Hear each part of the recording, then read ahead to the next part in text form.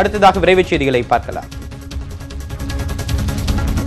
கச்சத்தீவு அருகே தமிழக மீனவர்கள் மீது இலங்கை மீனவர்கள் பெட்ரோல் குண்டு வீசி தாக்குதல் நடத்தியுள்ளனர். ராமேஸ்வரத்திலிருந்து சென்ற 3000த்திற்கும் அதிகமான தமிழக மீனவர்கள் கச்சத்தீவுக்கு அருகே மீன்பிடித்துக் கொண்டிருந்தனர். அப்போது அங்கு வந்த இலங்கை மீனவர்கள் பெட்ரோல் குண்டுகளை வீசி தாக்குதல் நடத்தியதாக கூறப்படுகிறது. இதனால் வலைகள் மற்றும் மீன்பிடி சாதனங்கள் சேதமடைந்த நிலையில் தமிழக மீனவர்கள் கரை திரும்பியுள்ளனர். இதுகுறித்து கருத்து கூறியுள்ள யாழ்ப்பாணம் மீனவர்கள் சம்மேளனம், கடந்த 2 நாட்களுக்கு முன்னர் இலங்கை மீனவர்கள் மீது தமிழக மீனவர்களும் தாக்குதல் நடத்தியதாக குற்றம் சாட்டியது. இயற்கையை பாதுகாப்போம் என்ற தலைப்பில் விழுப்புரத்தில் பள்ளி மாணவியர் 2 ஒற்றை காலில் நின்றபடி 15 நிமிடங்களில் 15 ஓவியங்களை வரைந்து சாதனை படைத்துள்ளனர். 7ஆம் வகுப்பு பயிலும் சிவரஞ்சனி மற்றும் 5வது வகுப்பு படிக்கும் கீர்த்தனா ஆகியோர் இந்த சாதனையை நிகழ்த்தினர். இயற்கையை பாதுகாப்பதன் அவசியத்தை குறிக்கும் வகையில் மலைகள், பறவைகள், காடுகள், அருவிகள் போன்ற இயற்கை காட்சிகளை வரைந்தனர். முத்தலாக் மசோதாவுக்கு கடும் எதிர்ப்பு எழுந்துள்ள சூழலில் மாநிலங்களவையில் அந்த மசோதாவை மத்திய அரசு நாளை தாக்கல் செய்ய உள்ளது. முஸ்லிம் பெண்களிடம் அவர்களது கணவர் மும்முறை தலாக் கோரி விவாகரத்து செய்யும் நடைமுறையை கிரிமினல் குற்றமாக கருத வழி செய்யும் அவசர சட்டத்தை மத்திய அரசு பிறப்பித்தது. அதைத் தொடர்ந்து மக்களவையில் மசோதா அறிமுகப்படுத்தப்பட்டு காங்கிரஸ் உள்ளிட்ட எதிர்க்கட்சிகளின் கடும் எதிர்ப்புகளுக்கிடையே நிறைவேறியது. அதைத் தொடர்ந்து மாநிலங்களவையில் அதை சட்டத்துறை அமைச்சர் ரவிசங்கர் பிரசாத் தாக்கல் செய்ய உள்ளார். ஆனால் அதை நிறைவேற்ற விடமாட்டோம் என காங்கிரஸ் உள்ளிட்ட 10 கட்சிகள் அறிவித்துள்ளன. இம்முறையும் மசோதா நிறைவேறுவது மிகவும் கடினம் என்றே தெரிகிறது.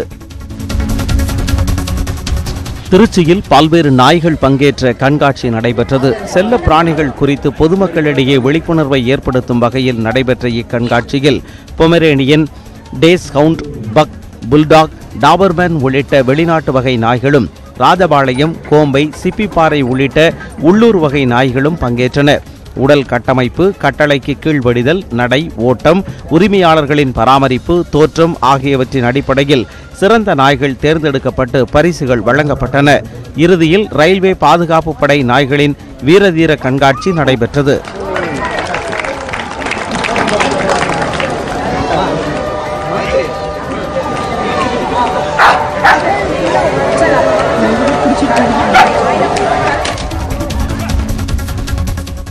அமெரிக்க எல்லையில் தடுப்பு காவலில் வைக்கப்பட்ட சிறுவர் சிறுமி உடல்நலக் குறைவினாலேயே உயிரிழந்துள்ளதாக அதிபர் டிரம்ப் தெரிவித்துள்ளார். அமெரிக்காவிற்குள் அத்துமீறி நுழைய போராடி வரும் மத்திய அமெரிக்க நாடுகளைச் சேர்ந்தவர்கள் அமெரிக்க எல்லைப் பகுதியில் தடுப்பு காவலில் வைக்கப்பட்டுள்ளனர். இதில் மெக்சிகோவை சேர்ந்த சிறுவன் சிறுமி உயிரிழந்தனர். தனது மனைவி எழுதிய பிகமிங் புத்தகம் தனக்கு மிகவும் பிடித்த புத்தகம் என அமெரிக்க முன்னாள் அதிபர் ஒபாமா தெரிவித்துள்ளார். 2018இல் தனக்கு பிடித்தவைகள் குறித்து பேசிய அவர் தனது மனைவி மிஷல் எழுதிய புத்தகம் தன்னை வெகுவாக கவர்ந்ததாக குறிப்பிட்டார். இறுதிக்கட்டத்தை நெருங்கியுள்ள ப்ரோ கபடி போட்டியில் எலிமினேட்டர் போட்டிகள் இன்று நடைபெற உள்ளன.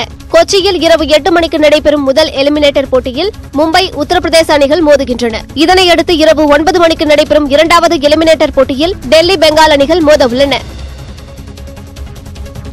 உலகக்கோப்பை பனிச்சறுக்கு போட்டிகளில் விளையாடுவதற்கு ஆஸ்திரேலியாவின் ஸ்டீபன் கிராஃப்ட் தேர்வாகியுள்ளார். உலகக்கோப்பை தேர்வு போட்டிகள் ஜெர்மனியின் ஓபஸ்டாவில் நேற்று நடைபெற்றன. இதில் 153 புள்ளிகள் எடுத்து ஸ்டீபன் கிராஃப்ட் தேர்வாகினார். ஜப்பானின் கோபயாஷி 2வது இடத்தில் வந்தார்.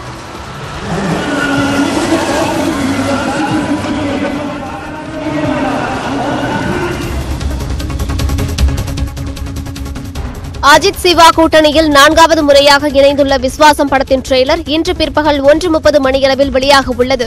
இமான் இசையில் வெளியான பாடல்கள் ரசிகர்களிடையே வரவேற்பை பெற்றுள்ள நிலையில் ட்ரெய்லர் குறித்த எதிர்பார்ப்பு பன்மடங்கு உயர்ந்துள்ளது.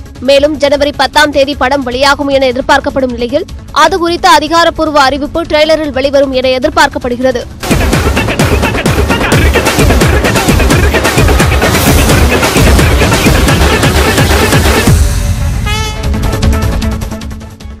தெலுங்கு இயக்குநர் ராஜமௌலியின் மகன் கார்த்திகேயாவின் திருமணம் இன்று ஜெய்ப்பூரில் நடைபெறுகிறது.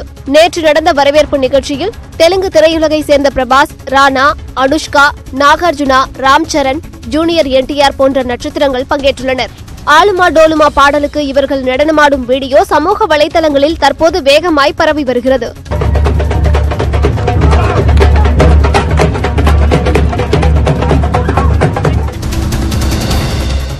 பாலிவுட்டில் தற்போது அரசியல் தலைவர்களின் வாழ்க்கை கதையை படமாக்கும் ட்ரெண்ட் தற்போது களைகட்ட தொடங்கியுள்ளது. பால் தாக்கரே, மன்மோகன் சிங் ஆகியோரின் வாழ்க்கை வரலாற்றை தொடர்ந்து பிரதமர் நரேந்திர மோடியின் வாழ்க்கை கதையும் திரைப்படமாக உருவாக உள்ளதாக தகவல் வெளியாகியுள்ளது. இதில் மோடி கதாபாத்திரத்தில் பிரபல பாலிவுட் நடிகர் விவேக் ஓபராய் நடிக்கவிருப்பதாக கூறப்படுகிறது. இந்தியாவில் அந்நிய நேரடி முதலீடு குறையும் என அமெரிக்க வர்த்தக கூட்டமைப்பு எச்சரிக்கை விடுத்துள்ளது.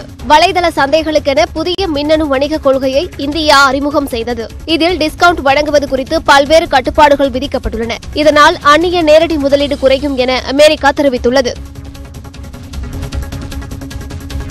தங்க ஆபரணங்களுக்கான தேவை 7% வரை அதிகரிக்கும் என இக்ரா நிறுவனம் தெரிவித்துள்ளது. இதுகுறித்து அந்த நிறுவனம் நடத்திய ஆய்வறிக்கையில் தங்க நகைகளின் தேவை நடுத்தர காலத்திலிருந்து நீண்ட கால முதலீடாக மாறியதாக குறிப்பிடப்பட்டுள்ளது. கிராம மக்கள் அதிக அளவில் தங்கத்தில் முதலீடு செய்வதாக தெரிவிக்கப்பட்டுள்ளது. அப்ரிலியா நிறுவனத்தின் ABS மாடல் ஸ்கூட்டர்கள் இந்தியாவில் அறிமுகப்படுத்தப்பட்டன.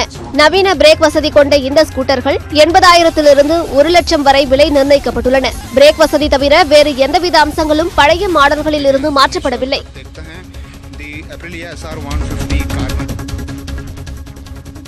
துபாயில் இருந்து உத்தரப்பிரதேச மாநிலத்திற்கு சென்ற விமானத்தில் பயணி ஒருவர் ஆடைகளை களைந்து நடனமாடியதால் பரபரப்பு ஏற்பட்டது. துபாயில் இருந்து நேற்று லக்னோவுக்கு ஒரு விமானம் புறப்பட்டு சென்றது. நடுவானில் விமானம் பறந்து கொண்டிருந்த பொழுது திடீரென ஒரு பயணி அவரது ஆடையை களைந்துவிட்டு நிர்வாணமாக ஓடினார். இதனால் பயணிகளும் விமான ஊழியர்களும் அதிர்ச்சி அடைந்தனர். சுதாரித்துக் கொண்ட விமான ஊழியர்கள் அருகில் இருந்த ஒரு போர்வையை உருவி அந்த நபரின் உடலை சுற்றி போர்த்தி அவரை கட்டுக்குள் கொண்டு வந்தனர். விமானம் லக்னோ நகரை அடைந்ததும் அவர் போலீசாரிடம் ஒப்படைக்கப்பட்டார். அவர் எதற்காக ஆடையை களைந்துவிட்டு ஓடினார் என்பது குறித்து போலீசார் விசாரித்து வருகின்றனர். விருதுநகர் மாவட்டத்தில் செவ்வட்டை மற்றும் வெம்பா நோயால் ஆயிரக்கணக்கான ஏக்கரில் பயிரிடப்பட்டிருந்த பருத்தி பயிர்கள் சேதமடைந்திருக்கின்றன. இதனால் போதிய மகசூல் இல்லாமல் விவசாயிகள் வேதனையில் ஆழ்ந்திருக்கிறார்கள். விருதுநகர் மாவட்டம் வடலைக்குறிச்சி, நத்திரெட்டியபட்டி, ராஜபாளையம் உள்ளிட்ட பல பகுதிகளில் பருத்தி விவசாயம்தான் பிரதானம். சித்திரை மாதம் பயிரிடப்பட்ட பருத்திக்கு போதிய மழை இல்லாததால் செவ்வட்டை மற்றும் வெம்பா நோய்கள் தாக்கியது. இதனால் பருத்தி செடிகளின் வளர்ச்சி குன்றி காய்ப்பும் குறைந்து போய் உள்ளது. ஒரு செடிக்கு 2 காய் 3 காயோட வந்து பழுப்பேறி வெட்ட வைக்க நோய் விழுந்து செவட்டை நோய் விழுந்து பட்டு போச்சு. இதனால் எங்களுக்கு விவசாயத்துக்கு ரொம்ப நஷ்ட ஈடு வந்துட்டு இருக்கு. என்னுடைய விவசாயத்தை உற்பத்தி பண்ணணும்னா 25,000 செலவு ஆகிறது. இப்போ வர்றது 2,000, 3,000, 4,000 செலவு தான் வருமானம் வருது. இதை வச்சு நாங்கள் எப்படி விவசாயத்தை பண்ணுறது, நாங்கள் குடும்பத்தை எப்படி நடத்தி கொண்டு வர்றது? கடந்த காலங்களில் ஏக்கருக்கு 10 குவிண்டால் முதல் 15 குவிண்டால் வரை மகசூல் ஈட்டி தந்த பருத்தி இந்த ஆண்டு 3 குவிண்டால் தருவதே கடினம் என வேதனை தெரிவிக்கின்றனர் விவசாயிகள். 2 ஏக்கர் விவசாயம் பண்ணியிருக்கேன். 2 ஏக்கரும் பருத்தி தான் போட்டிருக்கேன். இந்த மாதிரி செவட்டை நோய் மழையும் பாதிப்பு, செவட்டை நோயும் விழுந்திருக்கு. செடிக்கு 2 காய் வருது. நான் ஏக்கருக்கு 2 ஏக்கர்ன்றதுனால 50,000 வரைக்கும் செலவழித்து வச்சுருக்கேன். இதில் நல்லா வந்தால் 10,000 கூட வருமானம் வராது. இப்படி இருந்தால் நாங்கள் விவசாயம் பண்ணுறதுக்கு எப்படி ஆசை வரும்? ஏக்கருக்கு 25,000 ரூபாய்க்கு மேல் செலவு செய்த விவசாயிகளுக்கு 2,000 ரூபாய் கூட கிடைக்குமா என்பதே சந்தேகம்தான் என்கின்றனர் பாதிக்கப்பட்ட விவசாயிகள். 30 ஆண்டு காலமாக இந்த செவட்டை நோய் அடிக்கிறதுக்கு வாய்ப்பே கிடையல. மழை பிரச்சனைனாலயா இல்ல வெம்பா பிரச்சனைனாலயா எங்களுக்கு இவ்வளவு ஒரு சேதத்தை உருவாக்கியிருக்கு. இது பருத்தி விதையும் சீர்தூர் 2 வேளாண்மை துறையில போய் கேட்டா குறிப்பிட்ட காலகட்டத்தில் எங்களுக்கு கொடுக்க மாட்டேங்கிறாங்க. அதுக்கப்புறம் தமிழ் மாதத்துல புரட்டாதி அப்பிய மாசம் கொடுக்குறாங்க. அப்பிய மாசத்துல நாங்க விதை போட முடியாது. அப்படிங்கும் போது நீங்க வாங்கித்தான் ஆகணும்னு வேளாண்மை துறையில சொல்றாங்க. காலம் காலமாய் கை கொடுத்து வந்த பருத்தி விவசாயம் இந்த ஆண்டு பொய்த்து போனதால் தவித்து நிற்கும் விவசாயிகளை இனங்கண்டு அரசு உரிய நிவாரணம் வழங்க வேண்டும் என்பதே பருத்தி விவசாயிகளின் எதிர்பார்ப்பாக இருந்து வருகிறது. நியூஸ் 18 தமிழ்நாடு செய்திகளுக்காக விருதுநகரில் இருந்து கணேஷ் நாத்.